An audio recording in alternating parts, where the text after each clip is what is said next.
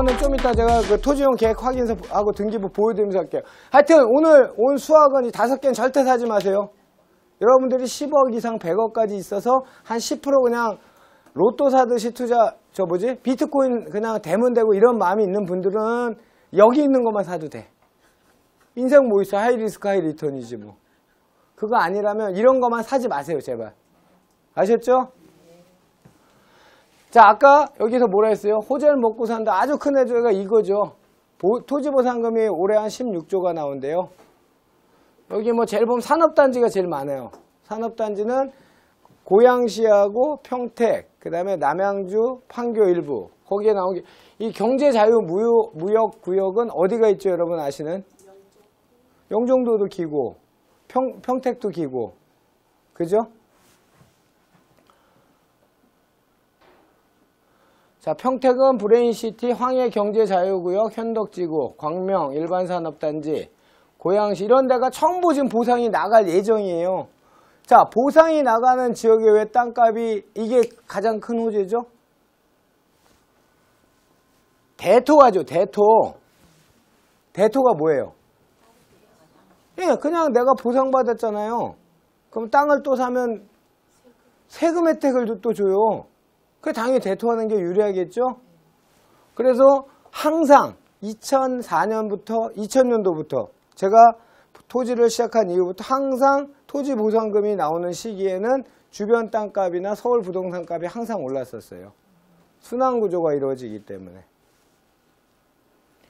자, 요거는 아까 얘기했던 그 내용이에요. 산지란 무엇인가? 산지는 준보존산지와 보존산지는 아니고 보존산지는 공익용과 임업용은 아닌다. 이게 토지이용 계획 확인서예요. 요게. 이렇게 띄면, 자, 국토유기 및 이용에 관한 법률에 딱 제일 먼저 상위에 딱 하나 있어요. 용도지역이 뭐야? 농림지역이래. 근데 아까 녹관농자가 투자의 백미인데, 사실 농림지역하고 자연환경 보존지역은 여러분들이 들어가긴 리스키한 용도지역이에요. 자연환경 보존지역은 뭔지 아시죠? 아까 말씀한 자연환경 보존하는 뭐 사찰이 있는다든지 그 주변에는 자연환경 보존지역으로 묶어요. 근데 여기는 주택이 있으면 1주택자는 집을 못 지어요. 그래서 전원주택 같은 걸 분양할 때 근생허가를 받아서 분양을 보통 많이 해요. 농림지역도 마찬가지예요. 농림지역은 농사를 짓는 땅이에요. 그러면 우리가 실제 투자로 접근한 건 녹지지역, 관리지역이 가장 좋고, 농림지역 같은 경우에는 가장 큰 메리트가 있는 게 바로 농업진흥지역 해제.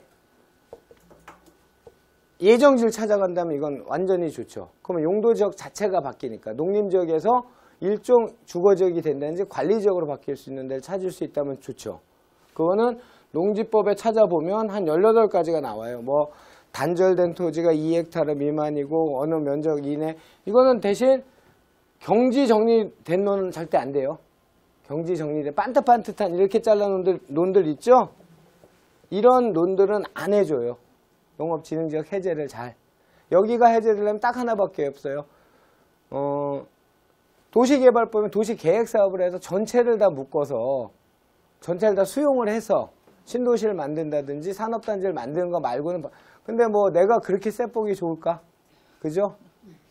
이거는 하지 말라고. 그러니까 경지 안 된 농업진흥지역은 해제가 된다면 굉장히 괜찮은 투자가 돼요. 그러니까 자연환경 보존지역 빼놓고 어쨌든 농림지역이야. 그 다음에 다른 법령에 의한 산지관리법에 공익용 산지대 이거 하지 말라 그랬죠? 보지도 말어. 공익용 산지 이런 거밖에 못해요.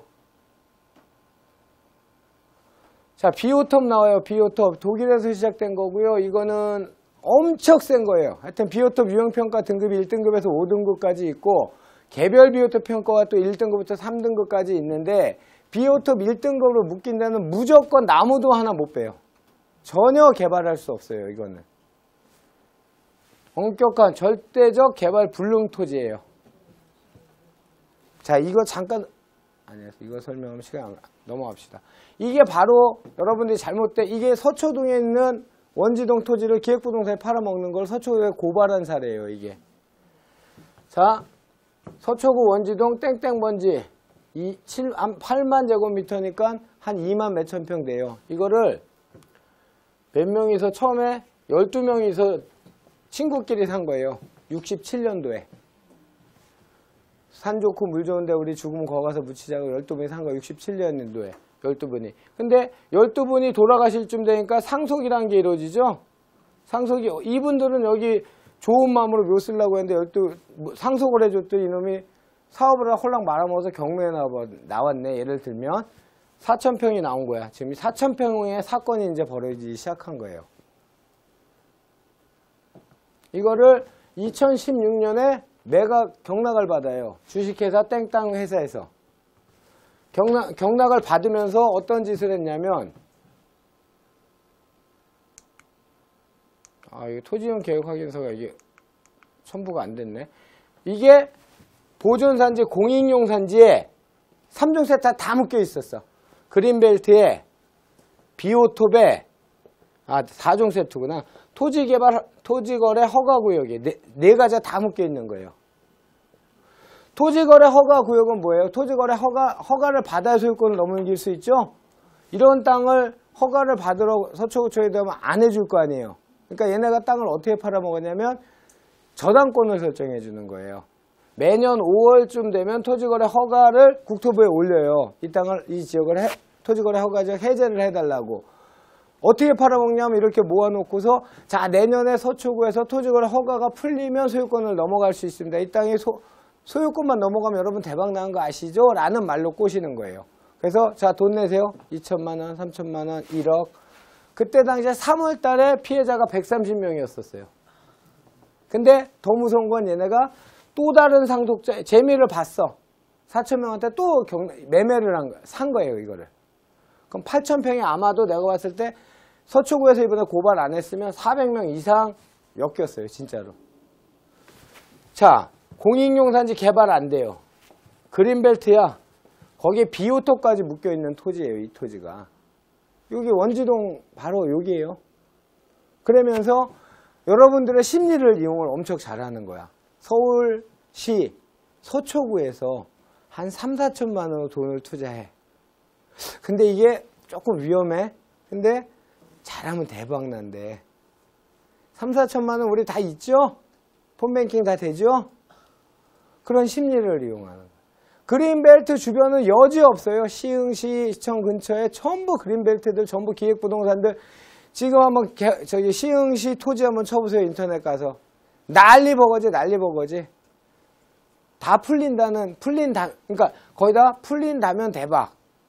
이라는 말은 안 쓰고 해제 예정지. 항상 이렇게 써놔요. 얼마나 진화를 많이, 하여튼 이게 지금 서초구 그 사례예요. 그래서 3월 23일 서초구 부동산 정보과 단속 당시, 이걸 제가 어떻게 이렇게 잘하는 줄 아세요? 제가 서초구청 부동산 최고위과정 교육분과위원장이거든요. 그러니까 토지 전문가니까 저한테 부동산 정보과 팀장님이 연락이 왔어요. 그 얘기를 해보니까 영락 없어. 그래서 단속을 간 거예요, 그분들이. 처음엔 계도를 했지. 그랬더니 알겠다, 안 팔아먹는다 그랬는데 4,000평을 그 위에 또 산 거야. 그래서 고발을 했어요. 똑같아요. 토지거래 허가구역 5월에 해제가 되고 공익용 산지가 준보전 산지로 바뀌고 비오톱 1등급까지 바뀌고 이렇게 가능하겠어요? 그죠? 자, 그린벨트는 뭐 이런 내용만 쭉 보세요. 토지용 계획 확인서에 보면 말 그대로 개발 제한 구역이에요. 근데 이제 이거는 조금 제가 저희 전문가하고 한번 논란이 한번 있었던 적이 있어요. 뭐냐면 예를 들면 그린벨트 집은 소유권이 이전이 안 돼서 10명이 공유 지분 등기를 해서 땅을 사놨어. 길도 없고 이런 땅을 샀어요. 영락 없는 기획부동산 땅이에요. 근데 이 땅값이 오르더란 얘기야. 한 3년 지나니까 예를 들어 2배가 됐어. 이 투자해야 돼요, 말아야 돼요? 그래서 저는 그래도 방송을 하고 강의를 한 사람이 이 돈을 이런 권유를 어떻게 하겠냐 했더니 또 다른 전문가에게 형님, 그래도 제가 좀 원로축이거든요, 방송하는 사람 중에. 형님, 뭐 토지 투자 한 3천만 원에서 5천만 원 넣어서 더블 치면 되죠. 그런 토지 투자. 그래서 이거에 대해서는 제가 확실히 답을 못 내리겠어요. 어떤 게 맞는 건지 틀린지. 선택은 여러분들이 하세요. 근데 지분 등기란 거는 뭐예요? 이 땅에 내 소유권이 있어요, 없어요?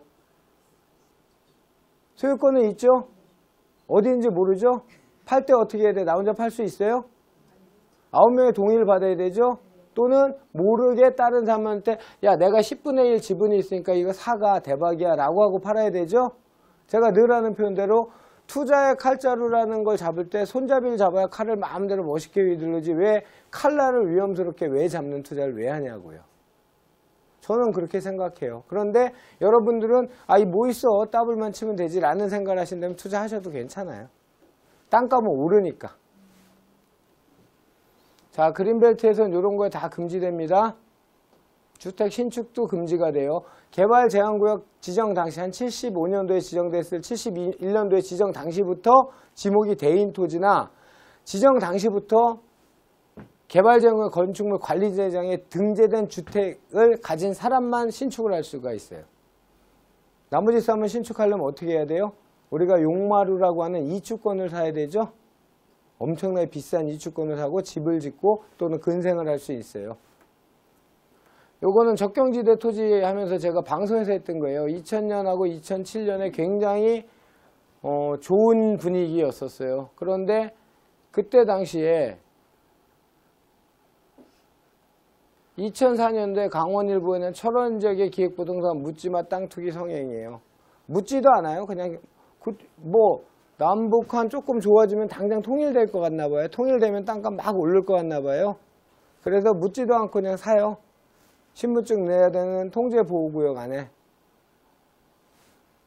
이게 전부 기획부동산 땅 기사예요. 2007년, 2011년, 이 철원, 여기 흔히 말하는 다 적경지역. 파주, 연천, 철원, 이 전부 다 2007년, 2011년. 2014년, 2018년까지 계속 적경지역은 써먹는 호재예요.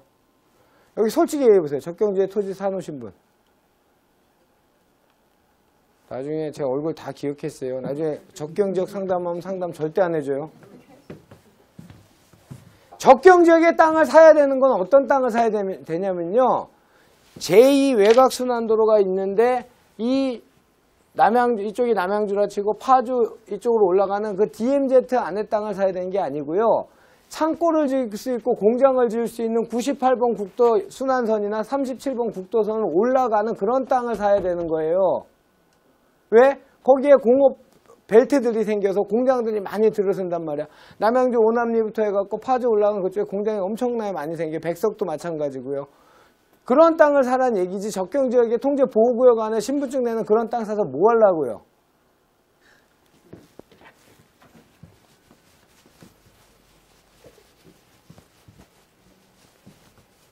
이거 누가 좀 지워줬으면 좋겠어. 바빠 죽겠는데. 자, 이게 거래량이에요. 거래량.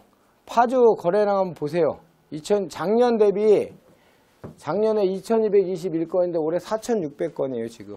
그리고 고성이 300, 다 더블 이상 올랐어요. 다 더블.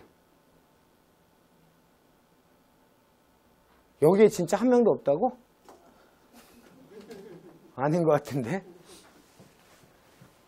파주시 거래량 는 거 좀 보세요. 파주에 땅 좋은 건 좋죠. 왜냐하면 파주에 호재가 굉장히 많죠. 가장 큰 호재가 뭐가 있죠? 산업단지가 있잖아요. LG, LCD 단지가 있잖아요. 전 세계에서 가장 큰 순위를 다투는 그 왕성한 산업활동을 하는 공장이 있잖아요. 그 올해는 원롱 산업단지가 있잖아요. 그런 땅을 사시라고요. 파주 철조망으로 자꾸 들어가지 말고. 자, 요거 뽑는다 아주 눈 아파 죽는 줄 알았습니다. 이게 최소한 여러분들한테 통계 자료를 보여주려면 2006년도부터는 뽑아야 될 거 아니에요. 어떤 통계를 제시하려면 2014년부터 2018년까지가 하는 게 아니고 최하 주기가 한 12년은 돼야 되지 않을까? 라고 싶어서 한국감정환자 뽑는데 아주 눈 빠지는 줄 알았어요. 제가 오늘 하려고. 자, 보세요. 2006년도에 경기도의 평균 집가상승률이에요. 평균 집가상승이 5.074%. 근데 여기서 여러분들이 이거밖에 안 돼라고 느끼실 수 있어요. 이거는 그 실거래가가 아니고, 그죠? 개별 공시지가 상승률이에요. 그러니까 그 개별 공시지가는 시가에 예전에는 한 30%도 안 잡혔었어요. 그거 감안하고 보세요. 그런데 평택이 8.932%, 화성이 6.676%. 제가 경기도에서 가장 좋아하는 지역만 뽑은 거예요. 경기도 수많은 지역 중에.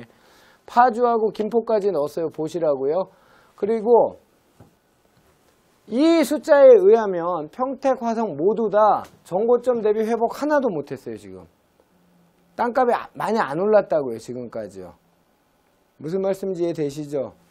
자, 그 불황에 강한 부동산이 전통적으로 혹시 공인중개사 공부를 하신 분이 있으면 학개론에서 배우셨죠. 불황에 강한 부동산은 어떤 부동산이죠? 역세권. 그렇죠. 역세권의 소형주택이나 그런 거죠. 그럼 가격이 하방 경직성이 강하다 보통 이렇게 좀 있어 보이게 그렇게 얘기하잖아요. 그죠? 그걸 꼭 이렇게 어렵게 얘기 안 해도 되는데 가격이 잘 안 떨어진다는 얘기죠. 그런 땅들은, 그런 집들은 똑같아요. 2008년 금융위기 때 여실히 드러나요. 이게 보세요. 요 2008년에서 위로 올라간 동네는 평택, 화성, 김포 이 세 군데밖에 없어요. 전부 마이너스 지가상승률이었어요. 무슨 말이냐면 하방 경직이 굉장히 강한 부동산이란 거죠. 불황에 강한 부동산이란 거죠. 특징이 있죠. 평택, 화성의 특징은 뭐죠? 굉장히 큰 공장이나 산업활동이 이루어진다는 얘기죠. 인구가 지속적으로 늘고 있다는 얘기죠. 그죠? 쭉 왔어요. 2011년도 여러분들 혹시 기억나세요? 유럽발 재정위기 왔었어요. 그리스, 피그스라고 하는 거 아세요? PGIS. 이 가장 문제된 게 G였죠, G. 그리스. 그리스와 유럽의 재정위기가 왜 상관이 있어요? 중국 대중무역과 상호성 때문에 엄청난 문제가 세계 경제가 교란이 됐었어요. 우리나라가 대중 수출이 굉장히 많죠? 수입도 많고요. 엄청난 큰 위기였었어요. 리스크 관리가 정말 위험할 때였었어요. 2011년도에. 그 다음에 2014년도에 어떤 일이 일어났죠? 세월호가 몇 년도죠? 14년 맞죠? 4월 16일인가 14년 맞죠? 내수 경기 그냥 다 죽었었어요. 그죠? 15년도에 어떤 일이 있었어요? 메르스인지 뭔지 와갖고 또 한 명도 입국을 못할 정도로 그때 방역이 굉장히 심했었어요. 그죠? 내수 경기가 둘 다 죽었을 때 한번 봐보세요. 15년도 토지 가격 상승률 한번 봐보세요. 경기도 평균은 1.733%인데 파주는 0.863, 평택은 2.92, 여주가 1.77, 2016년도에.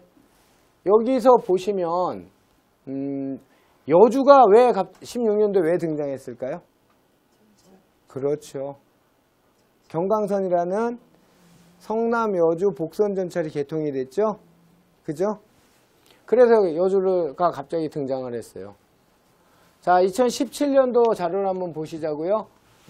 경기도가 평균 3.45%예요. 이거 한국감정원자니까 공신력 있다고 생각하셔도 됩니다. 파주가 2.807, 화성이 4.092, 평택이 7.547, 여주가 3.231, 김포 이렇게 올랐어요. 이게 의미하는 게 요거 하나 갖고도 여러분들이 투자 방향성을 잡으실 수 있을 것 같아요.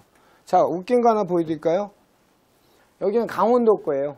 강원도에서 좋아하는 지역을 다 뽑아왔어요. 옛날 제가 고향이 강원도 원주예요. 제가 태어났을 때 원주는 오래된 시지만 아주 정체되어 있는 도시였죠. 일군사령부하고 384당만 있는 군인 도시였었어요. 그때 가장 큰 도시가 강원도의 춘천이었어요. 도청 소재지가 있었으니까. 지금은 완전히 바뀌어가지고 춘천이 낳고 정체된 도시 원주는 굉장히 활력찬 도시가 됐죠. 왜? 기업도시하고 혁신도시가 전국에서 같은 곳에 유치된 데가 원주밖에 없어요. 자, 평창은 일부러 넣었어요. 동계올림픽 집가상승 보려고. 강릉 넣고, 강릉은 KTX 경강선 때문에 한번 넣어봤어요. 쭉 조사를 해봤어요. 그랬더니 2006년도에 강원도 평균 집가상승률이 2.512%인데 원주가 5.8%, 평창이 2.8, 강릉 0.934. 자, 2008년도에 금융위기 때 딱 보니까 강릉은 마이너스인데 원주만 2.15, 고성도 마이너스, 평창도 마이너스, 강원도는 0.378%였었어요. 자, 2013년, 14년 때 쭉 보시면 하여튼 결론적으로 여기 보시면 강원도가 평균 17년도에 3.8%였는데 평창이 3.9, 고성이 어딘지 아세요 혹시? 그죠? 김일성 별장이 있는 데가 고성이죠? 고성, 간성 거기죠? 여기 왜 이렇게 올랐어요? 척경지대에 그것 때문에 올랐어요. 그리고 문재인 대통령이 발표했던 유러시아 철도 계획이 아니에요. 이미 국토종합계획에 다 나와 있던 건데 이번에 철도 아마 수혜지가 되는 희망도 클 거예요. 그죠?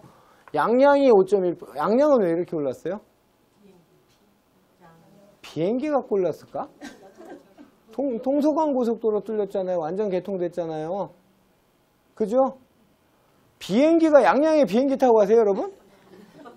저는 양양 비행기 한 번도 안 타봤는데. 그러니까요. 무안공항이나 양양공항 다 똑같죠. 광주공항을 무안공항으로 옮기면서 그 KTX를 경유시켜달라고 난리를 치는 게 왜 그래요? 고사 직전이 지방공항들. 하여간 이 고성이 있어갖고 고성을 한번 넣어봤어요. 고성은 이번에 그냥 제가 봤을 땐 허수인데 또는 시간이 많이 걸리는 투자인데 자 경남 부산까지 하면 요거는 경남 부산이 아니고요. 근데 그 원주는 몇 프로 올랐어요? 원주 4.419%. 17년도. 왜 완성 단계니까 이제 기업도시하고 혁신도시가.